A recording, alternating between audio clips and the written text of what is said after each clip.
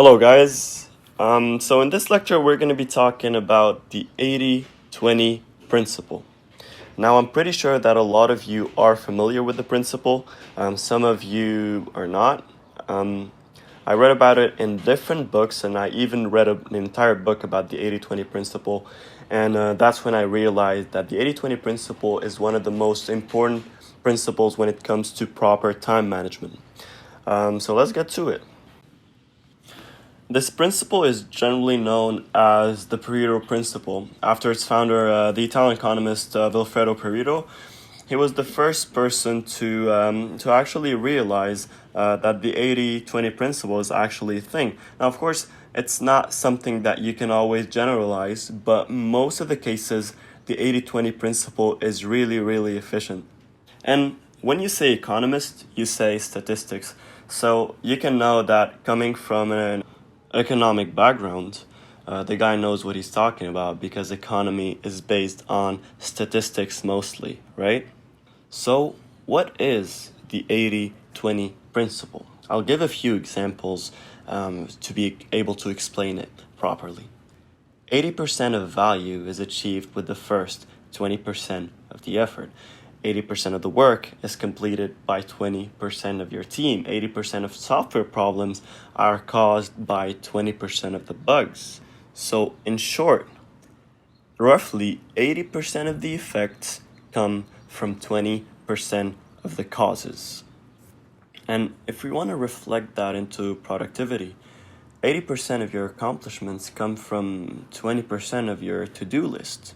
And think about it. Look at your to-do list and see how many tasks would directly contribute towards whatever goals you have, and how many tasks would just be a waste of your time, or they won't help you reach your goals, but these are tasks that you need to do for any reason. I'll give a couple extended examples. Let's say you have a fitness goal. You want to gain weight. You want to increase the size of your muscles. So you go to the gym 5 days a week and you have a diet, right?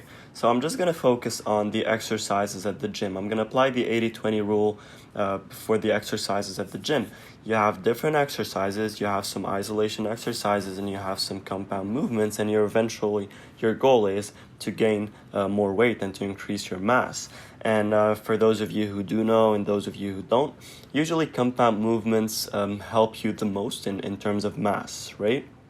However, you need to add a lot of more isolation, cardio, some body weight training, but eventually 80% of the mass that you got out of your workout came from 20% of the exercises that are the compound movements. If you're making an app, for example, the first 20% of the code constitute the 80% essential code that you need for your app.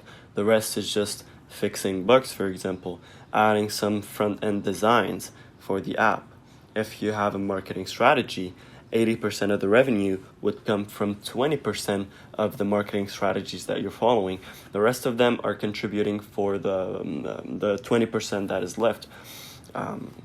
But the majority of the results come from the 20% of the marketing campaign or the marketing strategy that you're following. So now that you understand the 80-20 principle, of course you're wondering, how does that affect time management? So the point is, you need to focus on the critical 20% to achieve the 80% of your goal. And of course, as I said before, these are statistics. They're not always accurate. Sometimes it's 90-10, sometimes it's 70-30, whatever it is, but usually there is a smaller percentage that contributes the most towards your goals, and that's what you need to focus on, the critical 20 or 30 or 15%. That's what you need to focus on when it comes to time management. So, as you guys can see what's written in the presentation, the key is not to prioritize what's on your schedule, but to schedule your priorities. So you can't write down a schedule and then prioritize. Your schedule needs to be based on your priorities, on the critical 20%. If you have 10 tasks a day, 2 of those tasks are the most important. 2 of these tasks are more important than all the 8 combined. Think about it. Put a to-do list, put whatever you have to do for the day, and try to pinpoint the crucial and critical things to do that will eventually help you achieve your goals. What are these 2 tasks?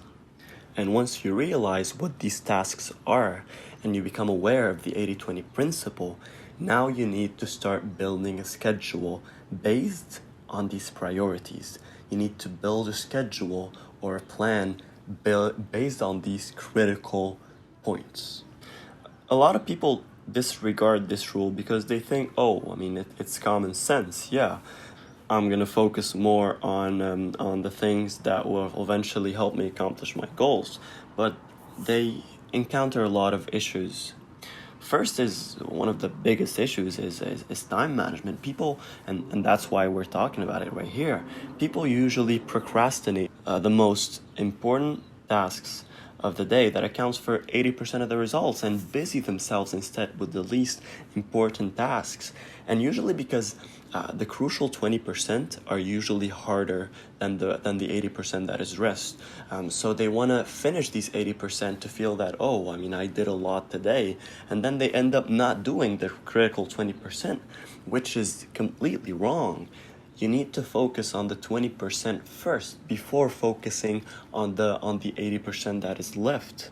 And of course, we're going to talk later on in further lectures on how to use procrastination to your favor.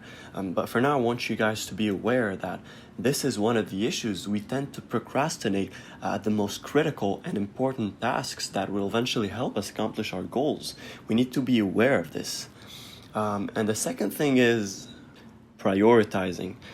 We said before that your schedule needs to be based on your priorities. You can't build a schedule and then prioritize the tasks. Your schedule needs to be based on your priorities. I'm repeating it because it's very important to know that starting with the 80% instead of the 20% is you setting yourself up to fail. Because you guys will see, we talked about it before, that willpower gets drained. It's a limited resource. So when you start with the 80% that are not as important, when you get to the 20% that are big tasks and that are mainly linked directly towards you accomplishing your goals, you will feel that you don't have the willpower to do these tasks. And even if you find some willpower to start doing these tasks, you won't be able to follow through and finish these tasks effectively. And of course, that brings us to the last issue, which is the willpower that we talked about. In order for you to be able to start with the 20% instead of starting with the 80%, you need willpower. So you need to cultivate willpower to be able to follow these priorities. Taking the easy way out by starting with the easy tasks does not mean that you won't consume willpower, because we are resisting temptations on a daily basis. Every single second, every single minute, we are resisting temptations because at any given moment there are certain thoughts going into our heads, recurring into our mind. You want to do things, you want to go eat, you want to do this, you want to do that, and you use your willpower to tame these desires or these temptations or whatever. So even if you're avoiding the big tasks and tackling the easy task instead, to just feel this fake satisfaction, it will affect your willpower. And as I said before, you will get to the point where you need to start with the 20%, but your willpower will be so drained that you can't even start. So what should you do?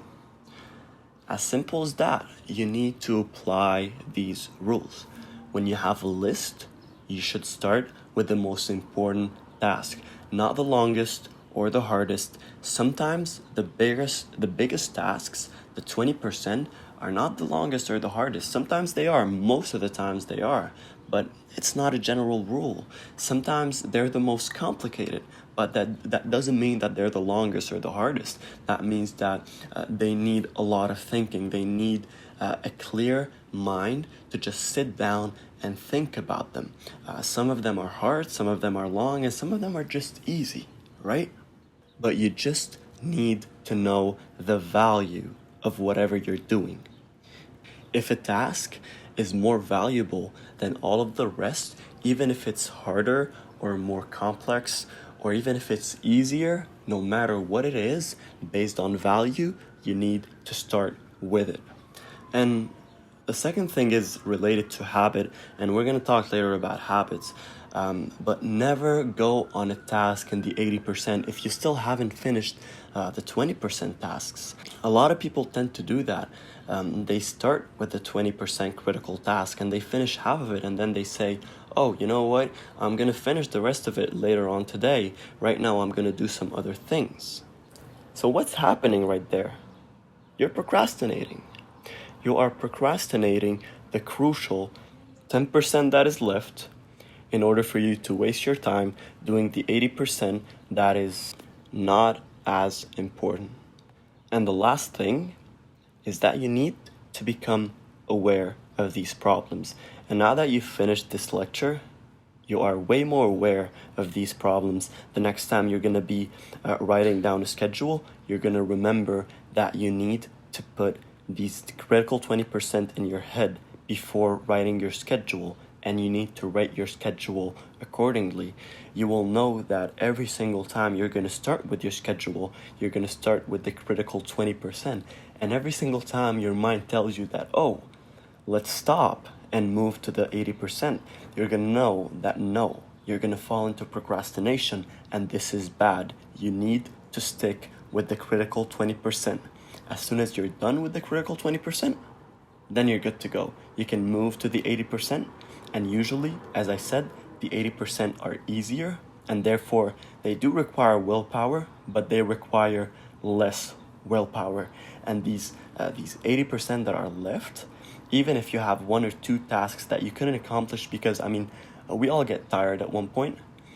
If you procrastinate these two tasks that are left, you're not procrastinating on your priorities, you're procrastinating on secondary priorities that you can always do the other day, the next day, or during the weekend, or whenever you have a few minutes to spare. Along the course, there are going to be a lot of different exercises and resources that you guys need to look at and take them seriously, because these resources are there to help you manage your time properly and just grasp the concept of time management by the root.